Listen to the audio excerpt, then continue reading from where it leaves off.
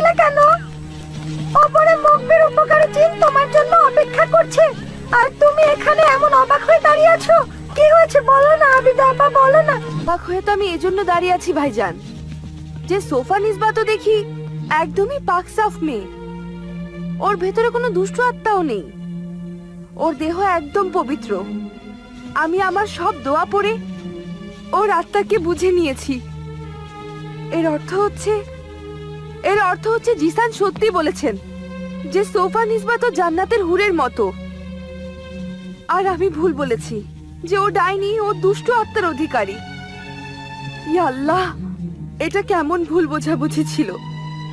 জিসান আমার ব্যাপারে কি খারাপটাই না ভাবছে যে আমি সতীন হয়ে পাক পবিত্র সোফা নিসবাকে আমার হিংসার বশবর্তী হয়ে অপবাদ দিচ্ছি। কিন্তু আবিদা আপা, তুমি তো নিজেই দেখলে যে ও আসলে ভালো, আর সোফা নিসবার দেহ দুষ্ট আত্মার নয়, ভালো মানুষের। তাহলে তোমার মুখবির জিন এটা কেন বললো যে সোফা নিসবা দুষ্ট ডাইনি আর ও সারারাগুলের দেহ পেয়ে গেছে? স্বাগতম। আমি অবাক হয়েছি আর লজ্জিত হয়েছি। হে নেক বান্দা আবিদা, কিভাবে যে আমার পা খবর ভুল হয়ে গেল। কোহিস্তানের কেল্লার সারারাগুল, ওই শাহজাদি থেকে শুরু করে জাদুকরি মারিখার সম্পূর্ণ মহলের সকল প্রকার খোঁজ খবর আমি আর আমার জিনেরা নিজেরাই তো নিয়েছি। তারপরেও এত বড় ভুল কিভাবে যে হয়ে গেল আমি জানি না। তুমি যে ভুল খবর আমাকে দিয়েছো তার শাস্তি তো আমি দেবই। হয়তো কোনো ভুল বোঝাবুঝির বশতই মৃত আকরাম সোফা নিসবাকে দুষ্ট আর ডাইনি ভেবে বসেছিল, আর আমি তো সোফা নিসবাকে না জানি কত অপমান করে ফেলেছি। এখন তো আমি জিসানের কাছে যতক্ষণ পর্যন্ত মাফ না চাই আমার শান্তি হবে না। মাফ চাওয়ার কোনো দরকার নেই আবিদা, ভুল তো মানুষেরই হয়। আর ভুল বোঝাবুঝি কিভাবে একটা মানুষের মধ্যে দূরত্ব এনে দেয় তা তো তুমি জেনে গেলে আবিদা। জিসান, আমি আবারও তোমার কাছে ক্ষমা চাচ্ছি, আর সোফা নিসবার কাছেও। তুমিও আমাকে মাফ করে দাও সোফা নিসবা।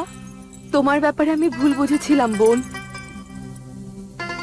জিসান একদমই ঠিক বলতেন, তুমি তো জান্নাতের হুরের মতোই পবিত্র, তুমি সুন্দরী তুমি। আবিদা, এ তো ওনার ভালোবাসা যে আমাকে উনি এমন ভাবে দেখেন।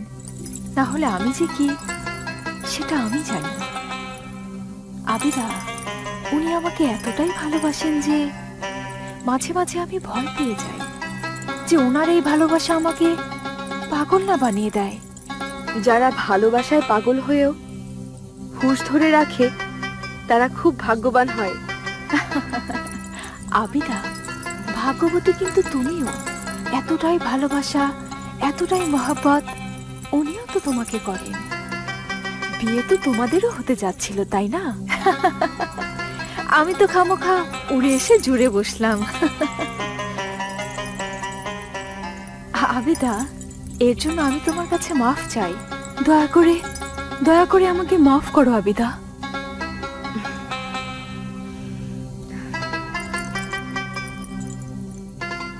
বাহ, এত প্রেম, এত ভালোবাসা, ব্যাস নারীদের এটাই একটা মহৎ গুণ। খুব জলদি তারা বন্ধু হয়ে যায়। এটা কিসের তাবিজ তোমার হাতে? এই তাবিজ আপনার বালিশের নিচে রাখা ছিল। কি জন্য এই তাবিজ? ও, এই তাবিজ আবিদার বুজুর্গ আব্বাজান আমিল সাহেবের দেয়া রুহানি উপহার ছিল। মানুষকে সকল বিপদ থেকে বাঁচিয়ে রাখে। এটা আমার বালিশের নিচে রেখে দিও, আমি কোথাও বেরোলে পড়ে নেব। আফসোস, আমি সোফা নিসবাকে কি ভুলটাই না ভেবেছি। ও যদি অপবিত্র আত্মা হতো তাহলে এই পাক তাবিজকে হাতে নিতেই ওর হাত পুড়ে যেত। কি ভাবছো তুমি আবিদা? কিছু না, ভাবছি এখন বাড়ি যাব। যদি তুমি চাও তো এটাও তোমার ঘর হতে পারে।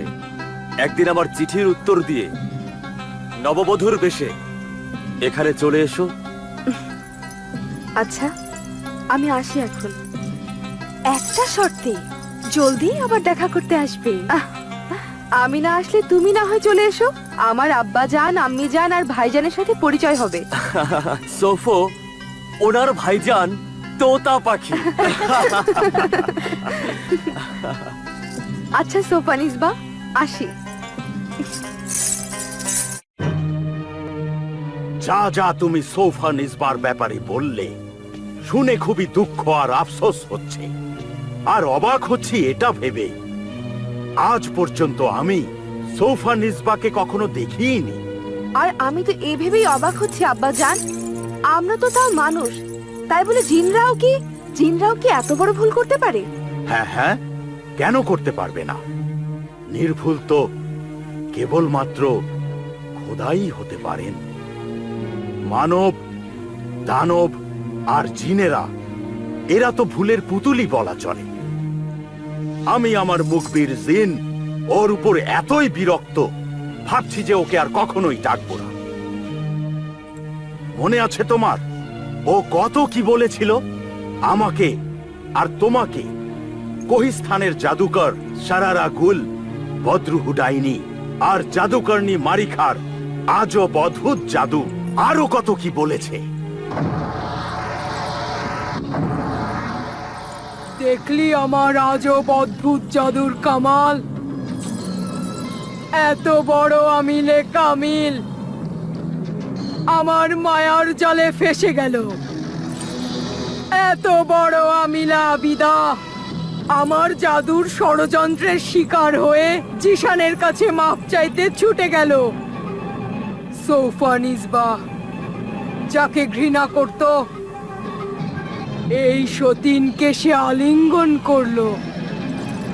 আর আসল সোফানিসবা বদাত্তা ডাইনি নিজের অন্যান্য ডাইনি সখীদের সাথে পুরনো জঙ্গলে বসে আছে। আর নকল সোফানিসবা জিশানের বাড়িতে নিজের ভদ্রতা আর সেবা দিয়ে সবার মন জয় করছে। তারপর যখন নকল সোফানিসবা চলে যাবে আর তুই ওর জায়গায় সেখানে চলে যাবি, তারপর ধীরে ধীরে সবাইকে মেরে ফেলবি। কারো বিন্দু মাত্র কোনো সন্দেহ হবে না। আর এভাবেই আমরা সফল হয়ে যাব। এটাই আমাদের বিজয় হবে। সুযোগ পেতেই আমিল আর ওর মেয়েকেও শেষ করে দিতে হবে। আর এভাবেই পূর্ণ হবে আমাদের প্রতিশোধ। এভাবেই আমরা সফল হব। এভাবেই। জাদুকরি মারিখা, আজ পর্যন্ত আমি তোর জন্যই সফল হয়েছি। আমি তোর উপর, তোর জাদুতে, তোর ষড়যন্ত্রে অনেক খুশি হয়েছি। কিন্তু এখনো আমি আমার 21তম বর জিশানকে মারতে পারিনি। না না, তাড়াহুড়ো করিস না, নয়তো মারা পড়বি। প্রথমে জিশানের মা বাবা, তারপর ওর বোন আর ভাই ইমরান আর মাসুমার রক্ত খেতে হবে। আর তারপরেই তুই জিশানকে মারতে পারবি। রাত হয়ে গেছে, আর এখন আমি আমার শিকার খুঁজতে বের হচ্ছি।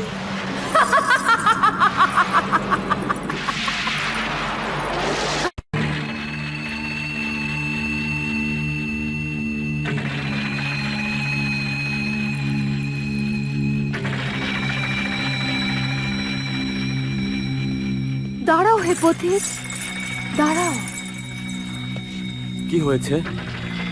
কে আপনি?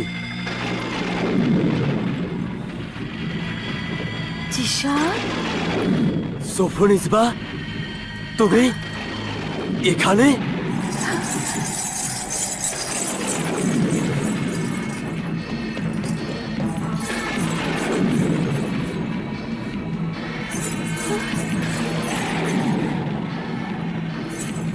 সোফা নিসবা,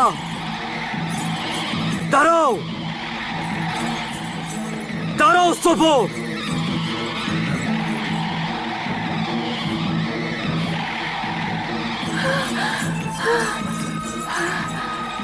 শিকার কি পাওয়া গেছে? খাওয়া দাওয়ার ব্যবস্থা কি হয়ে গেছে? না, আজ যে শিকার পেয়েছি সে আমার বর জিশান ছিল, যাকে আমি বিয়ের রাতে মারতে পারিনি। তো এখন মেরে ফেলো। মারতে পারবো না। ওকে মারতে হলে ফুলের বিছানা হতে হবে, আর সেই ফুল আমার মুখের আগুন থেকে জন্মাতে হবে। তবেই তবেই আমি ওর বুকে আমার মাথা রাখবো, আর তারপর নাগিন হয়ে যাব। তারপরেই আমার বিষে ওকে মারতে পারবো। আর তাছাড়া হয় ওই তাবিজ ওর সাথেই থাকে যাবো, তারপরেই আমার বিষে ওকে মারতে পারবো। আর তাছাড়া হয় ওই তাবিজ ওর সাথেই থাকে। তাহলে কি আজ ওই তাবিজের সাথেই আছে?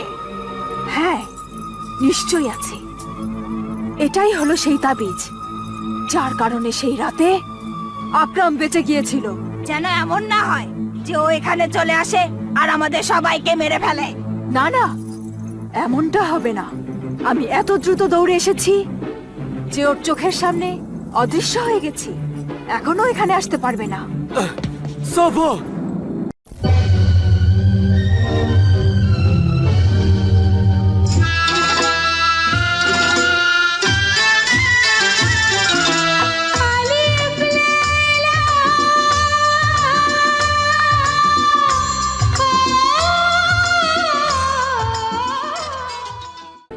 যে ওর চোখের সামনে অদৃশ্য হয়ে গেছি, এখনো এখানে আসতে পারবে না। সোফো,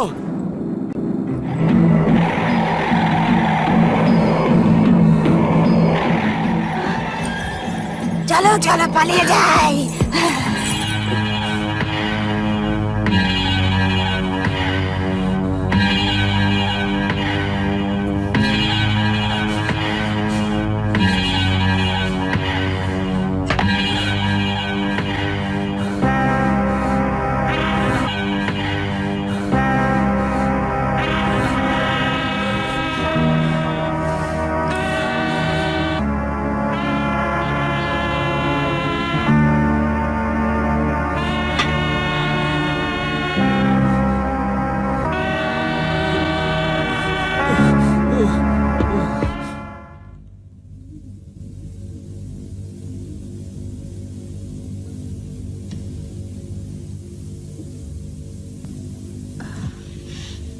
লা ইলাহা ইল্লাল্লাহ।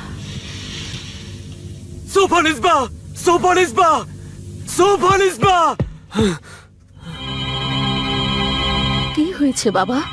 সোফা নিসবা কোথায়? আমি কিভাবে বলবো বাবা? হয়তো নিজের শোবার ঘরে। কিন্তু তুমি এমন আতঙ্কিত কেন? আর এসেই সোফনিসবাকে কেন খুঁজছো? ও তো আমাদের এখান থেকে বের হয়েছে সেই অনেকক্ষণ আগে। আজকাল তো ও নিজেই রান্না করে আর সবাইকে খাওয়ায়, কিন্তু নিজে খায় না। তোমার জন্য অপেক্ষা করছে। যাও, গিয়ে ওর সাথে খাবার খেয়ে ওকে বিশ্রাম নিতে দাও।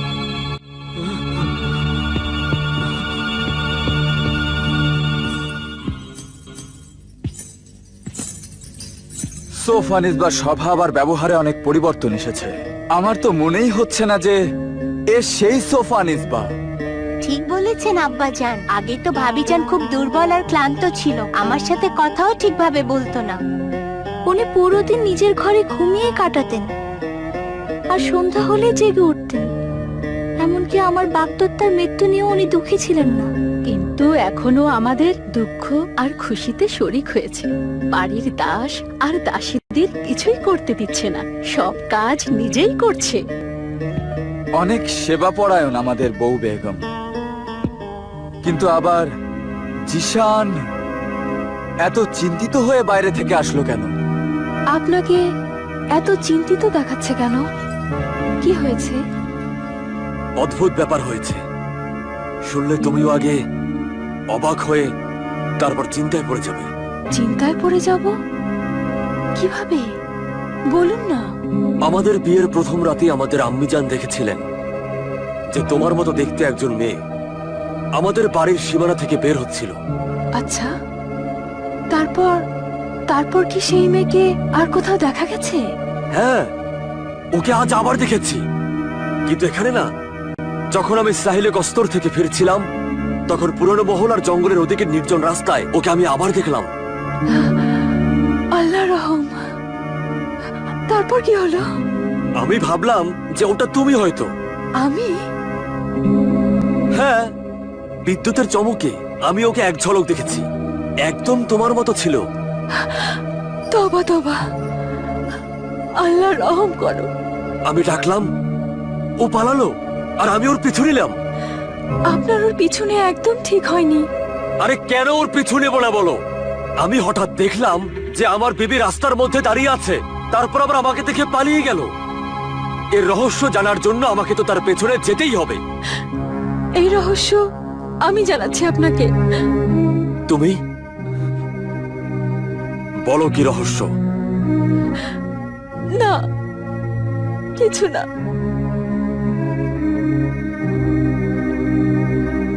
না না, কিছু তো আছে যা তুমি আমাকে বলতে বলতে থেমে গেলে। সত্যি সত্যি বলো, তোমার কি ওই রহস্যের সাথে কোনো সম্পর্ক আছে? না। যদি না হয় তাহলে কাঁদছো কেন? এ ভয় আর আতঙ্কের কান্না, যা আপনার সুরক্ষার জন্য দোয়া হয়ে বইছে। আল্লাহকে ধন্যবাদ যে আল্লাহ আপনাকে ওই সুন্দরী মায়ার থেকে বাঁচিয়ে দিলেন। সুন্দরী মায়া? তুমি এটা কি করে জানো? আমি মুরব্বীদের কাছ থেকে শুনেছিলাম যে জাদুকরী আর দুষ্টু ডাইনিরা নাকি রাতে সুন্দরী মেয়ে সেজে জঙ্গলে ঘুরে বেড়ায়, আর একবার কাউকে পেয়ে গেলে তাকে তারা জীবিত ছাড়ে না।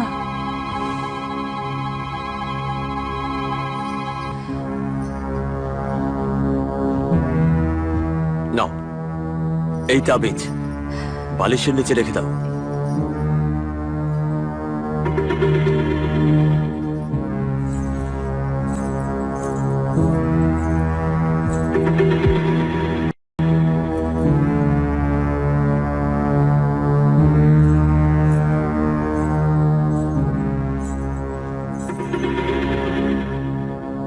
আমার বাড়ির সব লোক তোমার উপর খুব খুশি। আগে তুমি এমন ছিলে না। যে বোধ তোমার এখন এসেছে, তাতে করে আমাদের ঘরে এসেছে নতুন এক জীবন, নতুন আনন্দ। খোদা যেন আমার এই বোধ কায়েম রাখেন। একটা কথা বলো সোফানিসবা, তুমি আমার বিছানায় কেন শোও না? সারা রাত ইবাদতই করতে থাকো। আপনার আর আপনার পরিবারের যেন কোনো বিপদ না হয়, তার জন্যই আমি ইবাদত করতে থাকি, ওজিফা পড়তে থাকি। কিন্তু আমি তোমার স্বামী। এই ওজিফা আর কতদিন পড়বে তুমি? আর 40 দিন। 40 দিন পর্যন্ত আমি অপেক্ষা করব। তোমার ওজিফা আর ইবাদতে বাধা হব না।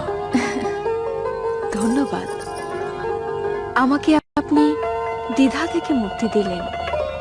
আসুন আমরা খেয়ে নিই। চলো।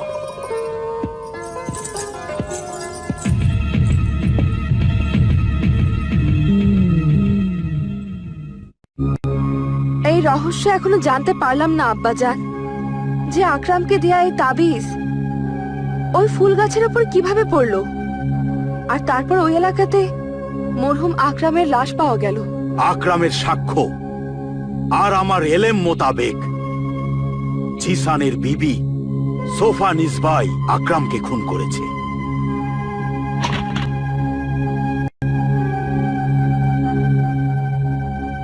কি হয়েছে ভাইজান?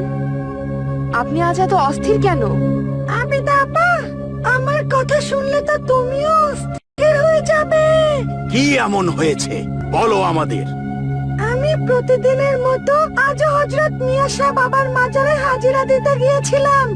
ওখানে আমার অনেক ভালো বন্ধুরা থাকে। থেকে অন্য তোতা কবুতর কাকু ছিল, ওরা বলল মুখবির জিনও এখানে হাজিরা দিতে আসে রোজ। ওরাই আমাকে বলল যে আকরামের মৃত্যু রহস্য জেনে গেছে। এই কথাটা মুখবির জিন ওদেরকে বলেছে ভাইজানকে জানাতে, মানে আমাকে জানাতে। তাই আপনাদেরকে আমি অনুরোধ করছি, আপনারা মুখবির জিনকে ডাকুন। না, কখনোই না। আমি ওই নালায়েক মুখবির জিনকে আর কখনোই ডাকবো না। ও বিশ্বাসের উপযোগী না, ওর কথা ভিত্তিহীন, আর সব খবরই বানোয়াট। মুখবির জিনের এক ভুলের সাজা আমরা পেয়ে গেছি। আমরা লজ্জিত হয়েছি, পস্তাচ্ছি, মাফ চেয়েছি। এমনকি জিসানের বিবি সোফানিসবার নজরেও আমরা ছোটও হয়েছি। এত কিছু করার পরেও ওই মুখবির দায়িত্ব জ্ঞানহীন নালায়েক আমাদের কষ্টকে বাড়িয়ে তুলতে চায়। আমি ওকে কখনো মাফ করব না। মহান আল্লাহর কাছে কেউ মাপ চাইলে, তওবা করলে বা কিছু চাইলে, তখন আল্লাহ তার গুনাহগার বান্দাকে মাফ করে দেন, তাদের মুক্তি দিয়ে দেন। তাহলে হুজুর, আপনি কেন আপনার অপরাধের অপরাধ মাফ করবেন না? বলুন, সেও তো অপরাধ করে মাফ চেয়েছে। হ্যাঁ, মাফ করব। তাহলে হুজুর, ওকে ডাকুন। ও আপনার সামনে খুব আসতে চাইছে। আর আর আর আপনি ওর কাছ থেকে আকরামের মৃত্যু আর সোফানিসবার আসল চক্রান্তের সব খবর পেয়ে যাবেন। ও আপনাকে খবরের সাথে সাথে প্রমাণও দিয়ে দেবে। ওকে ডাকুন।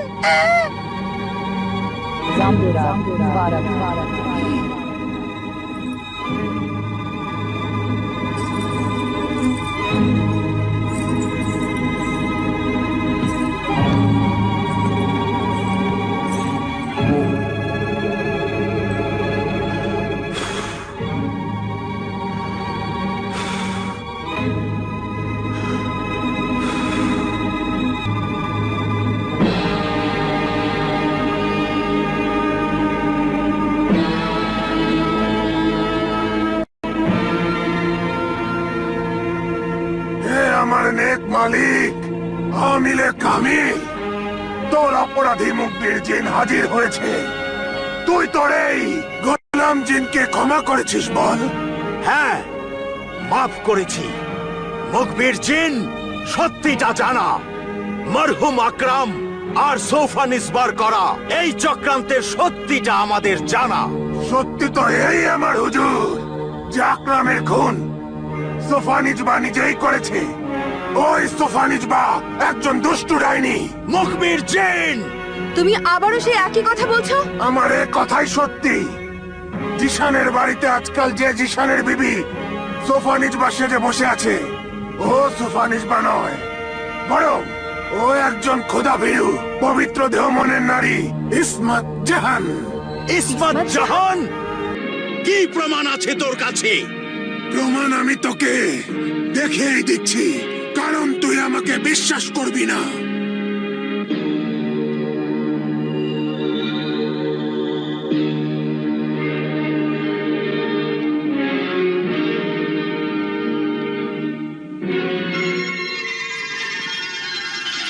ইসমত জাহান এক আল্লাহ ভীরু দরবেশে আল্লাহ ভীরু মেয়ে।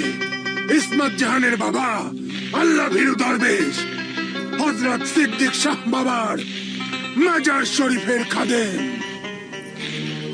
যখন নাপাক রুহের ডাইনি সোফানিসবা আকরামের বাড়িতে যেতে চায়নি, তখন জাদুকরি মারিখা তার দুজন জিন ডাকলো।